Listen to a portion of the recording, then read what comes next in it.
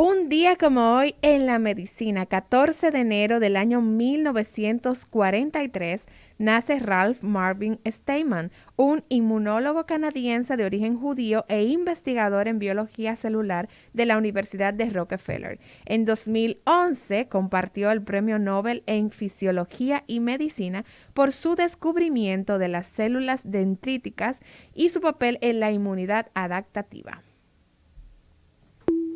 En la Cátedra Médica, un día como hoy en la medicina.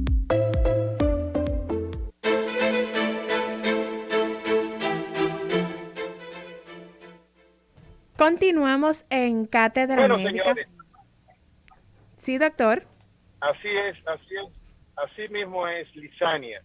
Y fíjate que nosotros tenemos, y para todos los amigos que están pues siguiéndonos a través de las plataformas digitales, es importante que ustedes sepan que estamos a través de YouTube, el canal de YouTube en Rumba. Ese canal transmite toda la información, todo nuestro contenido. Asimismo es Lisania. Hoy contamos con un profesional del más alto nivel entre nosotros. Es el licenciado Noel de la Rosa. Aparentemente el doctor está teniendo... Quien es psicólogo. Tú les des a todos los amigos. Bueno, aparentemente el doctor está teniendo problemas con su audio, pero tal como indica, hoy tenemos en cabina al licenciado Noel de la Rosa, quien es psicólogo social, psicólogo organizacional, consultor en desarrollo organizacional también y profesor de la Universidad Autónoma de Santo Domingo, tanto de grado como del posgrado. Hoy tenemos un tema muy interesante, pero vamos a darle la bienvenida de manera formal. Buenos días, ¿cómo está? Muy bien, muy bien. Muy buenos días. Gracias por recibirnos acá en esta cabina y con un tema tan importante, sobre todo a raíz de la noticia que fue titular de el primer niño, ¿sí?, que vio la luz en este año 2022. Y qué madre y qué edad tenía esta madre. Es un tema sumamente importante. Muchísimas gracias. Así mismo es, fue, así como usted dice, una noticia impactante, que el primer bebé en nacer en este año es hijo de una adolescente de apenas 14 años. Y a consecuencia de ello, pues el tema en esta mañana en Cátedra Médica es el impacto psicológico y social de los embarazos en adolescentes. Bueno, precisamente hay una frase muy socorrida en el pueblo de que un niño siempre es una bendición. Y estos son los momentos en donde uno pone en cuestionamiento o revisa ese tipo de frase, porque vamos a ver el impacto que esto tiene desde el punto de vista individual y dentro de lo individual desde el punto de vista físico, psicológico, emocional, desde el punto de vista social, desde el punto de vista inclusive legal, desde el punto de vista laboral, académico, que tiene esto tanto en la persona, en quien nace, en la madre, pero también en la familia. Entonces, aquí hay que verificar una serie de datos porque yo trabajo este tema desde el punto de vista de un problema psicosocial y lo trabajo con mis estudiantes y a nivel de investigación también, porque entiendo que el tema de los embarazos en adolescentes es el problema de los problemas. O sea, en una sociedad como la de nosotros, que es un país en vía de desarrollo, representa para toda la población un problema psicosocial de marca mayor, porque de ahí se derivan todos los demás problemas, porque estamos hablando de que una niña va a ser la encargada de educar a un niño cuando ella todavía no ha cumplido su ciclo. Así es. Yo creo que lo primero que sería bueno establecer para que la audiencia vaya poniéndose en contexto es cuál es el rango de edad considerado entre las chicas para determinar qué es un embarazo en adolescentes. Sí, fíjate, hay una serie de organizaciones, tanto nacionales como internacionales, la Organización Mundial de la Salud, la Organización Panamericana de la Salud, la misma ONU en el área de los fondos para las poblaciones, aquí en República Dominicana, instituciones también, ONGs, y también las instituciones públicas que vienen del Estado. Sobre todo hay que reconocer que la primera dama y la vicepresidenta siempre ha tenido una dedicación muy especial por el tema de los adolescentes embarazadas. Y también las estadísticas que se llevan en la República Dominicana desde el Ministerio de Salud Pública y organizada por la Oficina Nacional de Estadística. Cuando tú analizas estos datos, toman como parámetro primero las instituciones mundiales de 15 a 19 años. Pero en República Dominicana ese rango ha venido bajando porque aparecen niñas de 12 a 19 años, independientemente de que hemos tenido casos incluso de menos edad, pero no es la frecuencia. Por consiguiente, se toma en cuenta de 12 a 19 años. ¿Sí, doctor? Entonces, Noel, lo que nos estás diciendo es que el rango para tipificar embarazo adolescente es entre los 15 y 19 años. Sí. Independientemente, doctor, de que usted sabe que por las teorías neurológicas, sociológicas, psicológicas, se entiende que ya a los 18 años la persona tiene su proceso de maduración y de desarrollo ya óptimo para poder ser madre. Sin embargo, el rango que se toma es ese, hasta los 19 años.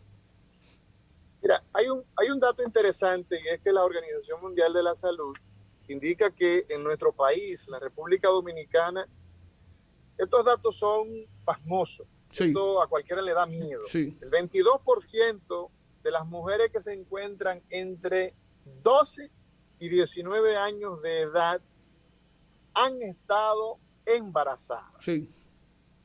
O sea, estamos hablando de que nuestras niñas, estamos hablando de 12 años a 19, a partir de los 18 se considera que una persona ya es mayor de edad.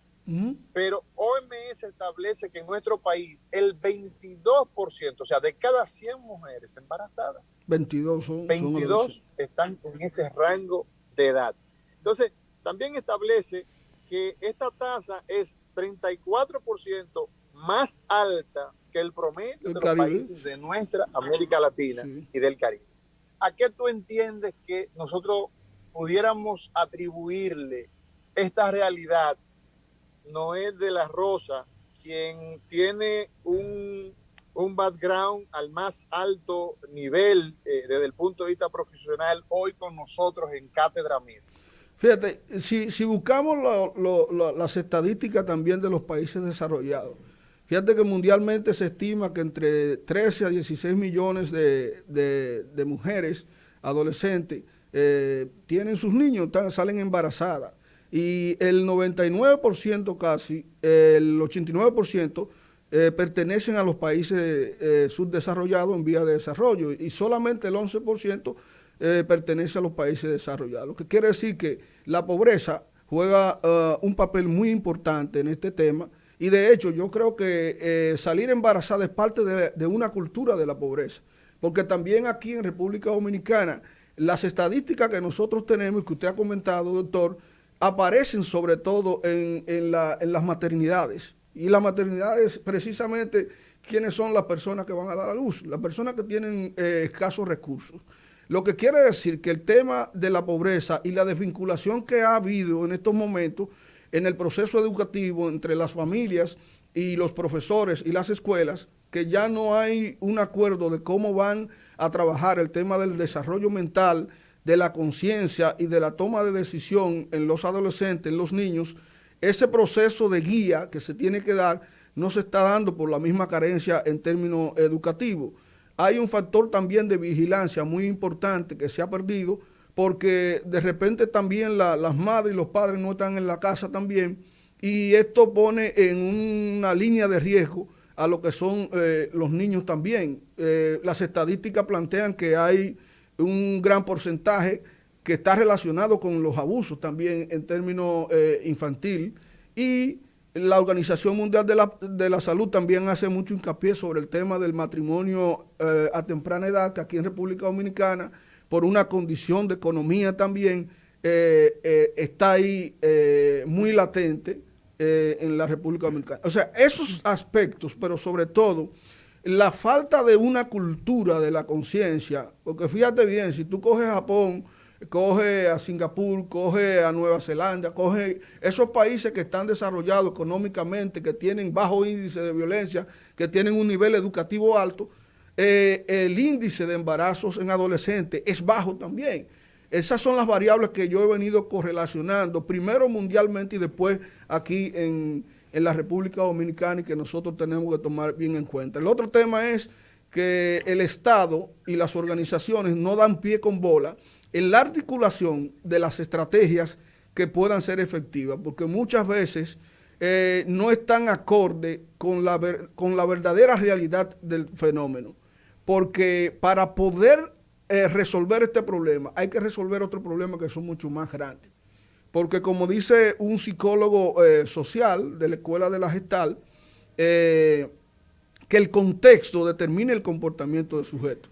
Y cuando vemos una sociedad donde las reglas se cumplen poco, la educación y los centros educativos ya no se están respetando tampoco, ese comportamiento de la sexualidad y del manejo de los impulsos sexuales se ve reflejado en este tipo de fenómenos. Noel, escúchame, eso tiene un peso tan grande que tú encuentras desalmado, tú encuentras personas que no tienen un ápice de respeto por la decencia y por nuestros niños. Que tú entiendes, yo estoy saliendo con una menor de las autoridades, con conocimiento y con y muchas veces hasta los propios padres son partícipes de ese fenómeno. O sea que desde el punto de vista social, hasta cierto punto, vemos una aceptación de la situación de las relaciones de adultos con menores de edad, con adolescentes, con niñas. Por supuesto, y de hecho en las canciones que nosotros tenemos en la actualidad, el concepto menor y el tengo una menor es también una especie también de fronteo, y de que inclusive los padres lo ven como un mecanismo de salir de la pobreza, digamos, atrapando a un hombre, porque se tiene la creencia que con un hijo también tú vas a atrapar a un hombre y que puede atrapar su riqueza también. Lo que quiere decir que los padres lo ven como un mecanismo también o una estrategia de salir de la pobreza. Por eso yo digo que el elemento fundamental tiene que ver con la educación, pero sobre todo con una cultura de pobreza, no tan solo material, sino en el ámbito espiritual y en el ámbito también psicológico propiamente dicho. Lisania, yo creo que es importante que la gente que nos está escuchando empiece a conectar y empiece a interactuar con nosotros. 809-682-9850, 809-682-9850 es el teléfono de cabina, y para todo el planeta 833-380-0062. Hoy conversamos sobre el impacto psicológico y social que tiene el embarazo en adolescentes, de la mano de nuestro muy querido Noel de la Rosa. Así es. Noel, usted mencionaba que uno de los factores que influyen en que esta tasa de embarazos en adolescentes sea tan alta en nuestro país es el tema de educación. Y mucho se ha hablado de la educación, pero se les ha cargado ese bulto, como dicen, a las escuelas. Pero, ¿cómo puede una familia educar sexualmente desde el hogar a sus niñas para reducir esta tasa? Vamos a mantener esa preguntita por ahí, vamos a recibir la primera llamada. Buenos días, Cátedra Médica. Buenos días, muchas bendiciones para todos y salud. Gracias. ¿Sabe lo que a mí me causa más asombro? Usted lo acaba de decir, la permisividad de los padres a que chamaquitas estén con una persona, no con un chamaquito, no, con una persona súper adulto, pero entonces la tienen de negocio. Entonces le cuidan el niño. O sea, se terminó esa relación, vuelve la chamaquita y sale con otro caballero y tiene otro niño. Entonces tienen el negocio de la vida, extorsionar al tipo, que me perdonen si estoy ofendiendo a alguien, pero es que lo vivo aquí en mi barrio. Una niña de 14 años que ya tiene 2 niños, uno de 1 año y medio de un caballero y uno de 2 meses de otro caballero. Entonces, así no se puede. Aquí haya sanciones para los padres, yo pienso que eso puede aminorar un poco. Sí, ahí se evidencia la falta de un proyecto de vida. La mayoría de los jóvenes dominicanos no articulan, sobre todo en los estratos más bajos de la sociedad, no articulan un proyecto de vida. Y un proyecto de vida tú tienes claramente definido a qué edad te conviene tener un niño y en qué cantidad lo vas a tener también. Claro. ¿Cuánto vas a tener? La otra pregunta que tú hacías sobre el tema de la educación, la mayoría de las veces los medios de comunicación y los líderes se concentran en hablar de la educación sexual. La educación sexual es un elemento solamente y a veces no es el más impactante, sino tiene que ver con un sistema de valores que a través del proceso de socialización que empieza con la familia, continúa con la escuela, pero sigue en la familia, tú logras articular un sistema de valores en tus hijas que son la retranca de esos impulsos sexuales. Porque está demostrado, y el psicoanálisis lo demostró así, Sigmund Freud, que nosotros tenemos una actividad sexual desde que nacemos y en diferentes etapas esto va evolucionando. Sin embargo, lo que hace la educación, lo que hace la sociedad es que te pone un freno a través de un sistema de valores y te dice, en este momento, este comportamiento sexual no es adecuado y tú te controlas. Ahora, tú tienes que tener como niño una persona que tenga el nivel de madurez para tener un discurso que no distorsione ni atrofe un proceso como la sexualidad tan interesante con los consejos que te puede dar o con la manera de corregírtelo. Entonces, no hay una escuela para la paternidad ni para la maternidad. Entonces, la mayoría de los padres se hacen padres improvisando y tirando comportamientos y van arreglando la carga en el proceso, pero muchas veces no utilizan la metodología educativa con conciencia. Y yo creo que ahí es que está el problema y ahí es que la escuela debe establecer una alianza estratégica con los padres, que ya eso definitivamente se perdió. Ya los padres tú no los ves dándole seguimiento a los niños en la escuela y ese tipo de cosas. Sin embargo, solamente dicen educación sexual. No, es una educación integral que hay que tener. Así es. Doctor, ¿se podría considerar ya en términos de condiciones físicas que el embarazo en adolescentes es un embarazo de alto riesgo? Claro que sí. Yo no soy médico de esa área, pero sin embargo, para poder estudiar el tema, necesariamente tengo que involucrarme en el impacto físico que esto puede tener. Obviamente que a los 14 años, a los 12 años, una niña no está en condiciones, no está preparada para recibir una vida dentro de sí y eso va a alterar significativamente su parte biológica. Vamos a recibir otra llamadita por aquí. Buenos días, Cátedra Médica. Sí, buenos días. Sí. Eso de la niña embarazada, usted sabe que estamos ahora mismo trabajando con ellos, los congresistas, con ¿cómo le llaman? El código. El código. Sin embargo, todo ese tipo de cosas ellos lo obvian, porque ellos son los primeros que practican eso. Se está saliendo con muchachitas. Inclusive yo hay hasta gente demandada por este tema. ¿Qué hacen? Le dan dinero por abajo a la familia. Entonces ellos no van a aprobar eso nunca, porque ellos son los primeros bandidos. Ellos se está demostrado. Ahí él está hablando del tema legislativo, del tema jurídico, del tema legal, que es una responsabilidad del Estado establecer las normas. Sin embargo, los valores son mucho más fuertes que las normas en tema del control del comportamiento y eso le toca a la familia. A la familia, juega un rol muy importante.